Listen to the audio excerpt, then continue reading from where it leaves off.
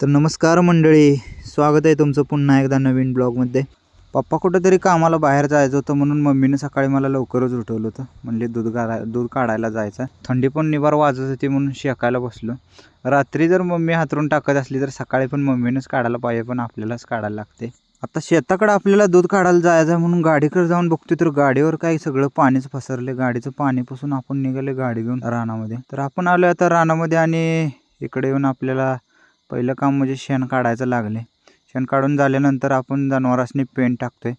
एक पाटी पेंड टाकून बरडा पण टाकायला लागते. बरडा आणि पेंड ठेवले म्हणजे दूध वाढीमध्ये पण जरा फरक पडतोय. तर मित्रांनो, तुम्ही पण आपल्या जनावरांनी पेंड ठेवत असाल तर कुठल्या कंपनीचे पेंड ठेवताय नक्कीच कमेंटमध्ये सांगा. गायांचं पेंड खाऊन झाल्यावर आपण गाय आणली दूध काढायला. मशनीनेच दूध काढतोय आपण. दोन्ही गायांचं दूध काढून आपण निघालोय आता गावाकडं. हे चुलत्यांच्या मुलींना शाळेच्या स्कूल बसमध्ये सोडायचं आहे.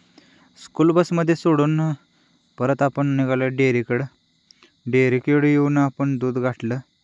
जेवण, आंघोळ आणि सगळा नटापटा करून आपण चाललोय मम्मीला घेऊन रानामध्ये. 2000 years later. रानामध्ये येऊन जनावरांनी वगैरे खायला टाकून निवांत बसलो होतो. ऊन पण लय निवार लागत होतं. भावाला फोन केला आणि म्हणलं पवायची जुळणं करूया म्हणलं. भाव पण घरी मोकळाच बसलेला. भावाला फोन करू का नको तेवढ्यातच भाव 10 मिनिटात गडी हजर झाला आणि सोबत अजून 2-3 जण घेऊन आला.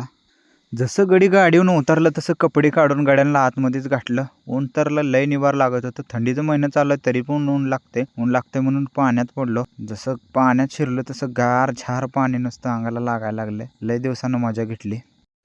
पाऊण तीन झालं म्हणल्यावर थोडं काम करायला लागतं म्हणून मम्मीने जे कांदा गोळा करून ठेवलं होतं ठेक्यावर भरून ते कांदा आणून आपल्या लिंबाच्या झाडाखाली टाकलं. उन्हामध्ये कांदा सडून जाते ती, खराब होऊन जाते ती, म्हणून लिंबाच्या झाडाखाली आणून असं पसरायला लागते. पसरलं म्हणजे कांदा खराब होत नाही ती. सध्याला कांद्याला पण रेट खूप कमी आला आहे आणि त्याच्यामुळं भरपूर नुकसान पण झालेलं आहे.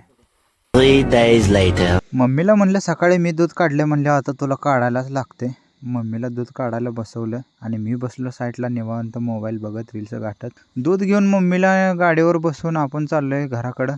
जॅकेट आणि टोपी घातलं तरी पण थंडी काय थांबायचं नाव घेत नाही. डेअरीला दूध घालून घरी आलो आणि जेवायला बसलो. मम्मीकडे मटण खायला लागले. आपण व्हेज असल्यामुळं आपण कांदून केलेलं ती कांदोनी खायला लागले. कांदोनी आणि दूध खाऊन आपलं जेवण एकदम टरारून झालेलं आहे.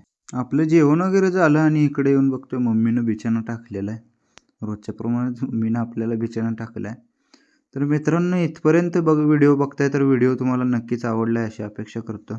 तर मित्रांनो, व्हिडिओला लाईक करा, कॉमेंट करा आणि आवडला असल्यास फॉलो करायला विसरू नका. भेटूया उद्याच्या व्हिडिओमध्ये. सगळ्यांना गुड नाईट.